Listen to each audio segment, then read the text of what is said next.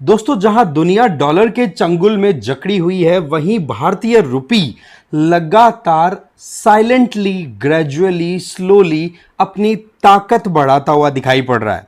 तो यह अपने आप में एक बहुत ही इंपॉर्टेंट अपडेट हो जाती है, जहां पर हमारा एक reliable partner that is Russia, वहां से एक सिंपल सा मैसेज आ गया कि जी हम तो हमारा ट्रेड, इवन इन्वेस्टमेंट या फिर हमारे लोगों के पॉकेट में पैसा आप देखो तो भारतीय रुपी पर रिलायंस लगातार बढ़ती हुई दिखाई पड़ रही है। तो ऐसे में होता क्या है, अभी लेटेस्ट अपडेट ये आई है कि रशिया का एक बैंक है एसबीआई, उसके डेप्यूटी चेयरमैन है जिनका नाम है अलेक्जेंडर वेदयाखिन।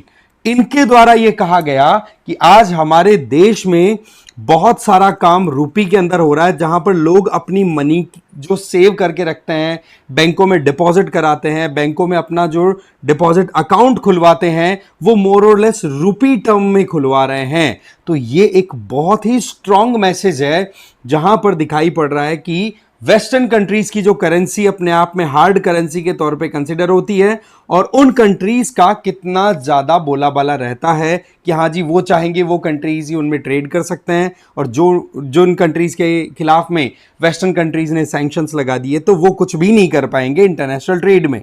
तो ऐसे में रशिया जैसे कंट्रीज इंडिया के साथ मिलकर के कंप्लीट डी डॉलराइजेशन की तरफ बढ़ने की पूरी कोशिश कर रहे हैं, और उस दिशा में इंडियन रुपी को जो स्ट्रेंथ मिल रही है ना, वो वाकई में हमारे लिए बहुत इंपॉर्टेंट है। क्योंकि ग्लोबल फाइनेंस मार्केट की अगर बात करें तो वहां पर रुपी का राइज होना शो करता है कि आज इंडिया एक फॉलोवर नहीं, एक लीडर के तौर पे इमर्ज होता हुआ दिखाई पड़ रहा है। पूरी डिटेल को समझेंगे, कितना हमारा ट्रेड है, ट्रेड का कितना वॉल्यूम हम रुपी एंड रूबल में करते हैं, लोकल करेंसीज में करते हैं, और कौन कौन से कंट्रीज है जिन्होंने रुपी में ट्रेड करने के लिए यस कह दिया। तो ये बहुत इंपॉर्टेंट न्यूज आज हमारे लिए। बट आगे बढ़े उससे पहले एक तो आप मुझे फॉलो कर सकते हैं इस क्यूआर कोड को स्कैन करके टेलीग्राम पर। बाकी पीडब्ल्यूएनआईएस की तरफ से सृजन मेंस 2025 बैच रन कराया जा रहा है, जिसमें यूपीएससी सीएससी 2024 के जो बच्चे थे ना, उनमें से आप देखेंगे 192 सिलेक्शंस को बहुत बेनिफिट मिला है 2024 वाले बैच से। तो 25 वाले जो लोग भी प्रीलिम्स क्लियर कर चुके हैं, उन लोगों के लिए देखो यहाँ पर बहुत ही स्पेशल डिस्काउंटेड रेट पर यह कोर्स अवेलेबल कराया जा रहा है, जिनमें आप 1 2 3 जीएस 1 2 3 4 चारों की क्लासेस लेंगे, आंसर लिखने का आपका पूरा मौका मिलेगा, टेस्ट सीरीज और मेंटरशिप दोनों आपको मिलेंगी। साथ ही साथ इस क्यूआर कोड को स्कैन करके आप इस कोर्स को ज्वाइन कर सकते हैं, राइट। इसके अलावा पीडब्ल्यूएनआईएस की तरफ से फाउंडेशन कोर्सेज पर भी डिस्काउंट चलाया जा रहा है। आप यहाँ पर देख सकते हैं 2028 जो कॉलेज गोइंग स्टूडेंट्स है ना, उनके लिए ये बैच है, प्रारंभ 2028, ठीक है। डिस्काउंटेड पर ईयर के हिसाब से इसमें फीस का स्ट्रक्चर है। अगर 2027 का आपका टारगेट है तो देखो, संकल्प चल रहा है इंग्लिश और हिंदी वालों के लिए, पिनेकल चल रहा है इंग्लिश वालों के लिए, ठीक है। वहीं पर 2026 वाला जो टारगेट लेकर के चल रहे हो, तो प्रहार चल रहा है इंग्लिश और हिंदी में, टाइटन चल रहा है कंप्लीट इंग्लिश में। रेट्स आपके सामने बिल्कुल दी हुई है। कोई फिर भी डाउट आए तो ये नंबर दिए हुए, इस पर आप कॉल कर सकते हो। तो बात कुछ ऐसी है दोस्तों कि आज इंडिया और रशिया का ट्रेड अगर देखें तो लोकल करेंसीज में बहुत ज़्यादा होता है। नो डाउट रशिया से हम बहुत कुछ इंपोर्ट करते हैं, तो हम जो इंपोर्ट का जो पेमेंट करना होता है ना रशिया को, जो भी हमने इंपोर्ट किया उसका हमें पेमेंट करना होता है, वो आज हम लोकल करेंसीज में करते हैं। और उसमें मेजर जो हम पेमेंट करते हैं वो हो जाता है हमारी खुद की लोकल करेंसी इंडियन रुपी में। तो ये एक बहुत ही इंपॉर्टेंट पॉइंट है। कारण क्या है कि 2022 में आपको ध्यान है रशिया ने यूक्रेन पे अटैक कर दिया था, तो रशिया पर सैंक्शंस लग गए, रशिया को स्विफ्ट प्लेटफॉर्म से बाहर निकाल दिया गया कि रशिया डॉलर और यूरो का यूज करते हुए अपनी पेमेंट्स और इंटरनेशनल ट्रांजैक्शंस नहीं कर सकता। तो रशिया ने फिर बाद में ठान ली कि हम भी डॉलर में ट्रांजैक्शन बिल्कुल नहीं करेंगे। तो इंडिया जहां पर एक तरीके से एक फॉलोवर के तौर पे काम कर रहा था ना, वहां पर इंडिया को मौका मिल गया।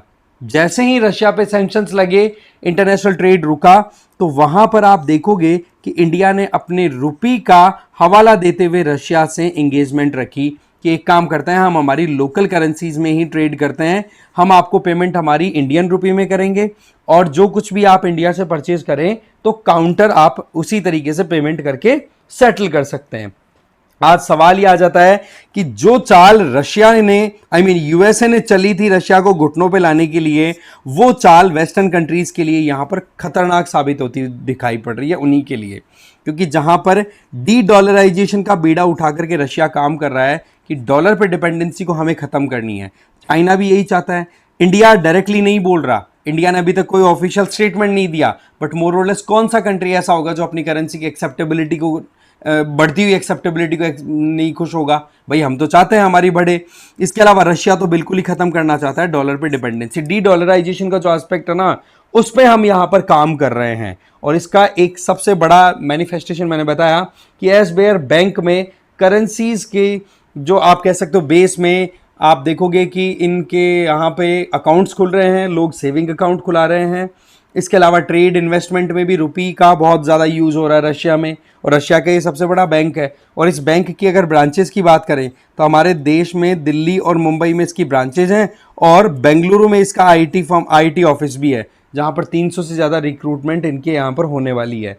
तो कुल मिलाकर के ग्लोबल फाइनेंशियल मार्केट में रुपी का जो ओहदा है वो लगातार बढ़ता चला जा रहा है, और यही चीज होती है देखो कि समय के साथ में आप इकोनॉमी में कैसे अपना रोल प्ले करते हुए आगे बढ़ते चले जाते हैं।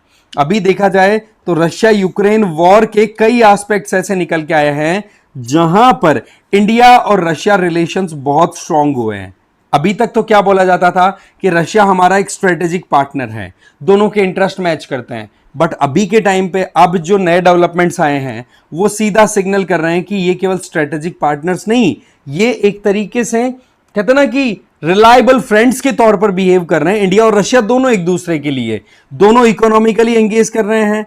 ट्रेड पॉइंट ऑफ व्यू से आपको पता है कितना ट्रेड का 90% जो पेमेंट है वो लोकल करेंसीज में कर रहे हैं। तो ये शो करता है कि जिस तरीके से रशिया को मार्जिनलाइज करने की पूरी कोशिश की गई थी वेस्टर्न कंट्रीज के द्वारा, उस चीज को इंडिया ने रशिया के साथ मिलकर के न्यूट्रलाइज कर दिया।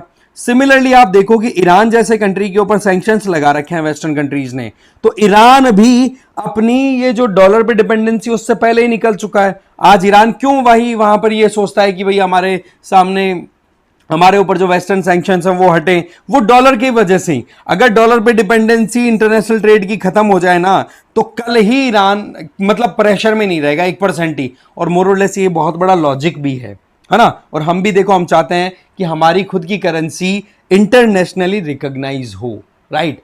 आज देखो दुनिया में हार्ड करेंसीज की बात करें तो वो स्टेबल होती है, उनकी वैल्यू जल्दी से बदलती नहीं है। तो एक तो ये अश्योरेंस हमें देनी होगी कि हमारी करेंसी बहुत स्टेबल है, वाइडली एक्सेप्टेबल होनी चाहिए इन्वेस्टमेंट और ट्रेड के हिसाब से। जैसा मैंने बताया कि रशिया जैसी सुपर पावर अगर इस तरीके से इकोनॉमिकली हमारी करेंसी पर रिलाई कर सकती है, उसको बूस्ट कर सकती है, प्रमोट कर सकती है, तो इसका मतलब ये सिग्नल बड़ा अच्छा है।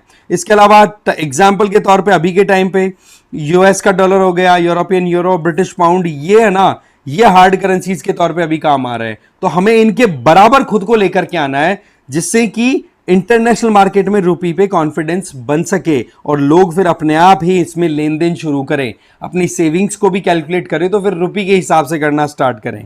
सेम चीज चाइना चाहता है। इसी वजह से एक एस्पेक्ट यहां पर यह भी आता है कि ब्रिक्स में जब कभी भी डी डॉलराइजेशन की बात होती है तो इन कंट्रीज के बीच में क्या कोई कॉमन करेंसी आएगी, ये एक बड़ी कंसर्निंग बात रह जाती है। But fact of the matter is कि ये डेवलपिंग कंट्रीज यूएसए के डॉलर पर तो अपनी डिपेंडेंसी को खत्म करना चाहते हैं, और उस दिशा में इंडिया और रशिया का जो ये एंगेजमेंट है ये देखो वाकई में बहुत ही गजब है। वहीं पर दूसरी तरफ सॉफ्ट करेंसीज वो होती हैं जो कि मोर और लेस ज़्यादा रिलायबल नहीं होती हैं, बहुत ज़्यादा उनकी वैल्यू वेरी करती है, और उनके ऊपर जनरली कोई भी इन्वेस्ट करना पसंद करता नहीं है। जैसे कि जिम्बाब्वे का डॉलर है, क्या हाल हो रहा है वहाँ का। तो ये सिनेरियो है। तो इकोनॉमिक इंडिपेंडेंस के लिए ये गजब का सिग्नल है। मानो यूं कि हमने एक दिशा की तरफ आगे बढ़ना स्टार्ट कर दिया है जहां पर इंडिया एक फाइनेंशियल लीडर के तौर पे काम करे। देखो जर्नी अभी बहुत लंबी है, पर शुरुआत छोटे छोटे कदमों से ही ली जाती है, और शुरुआत हो चुकी है। तो इस वीडियो में तो देखो मेजर पॉइंट यही थे। बाकी आपको क्या लगता है कमेंट करके जरूर बताना इस मुद्दे पे। Thank you very much.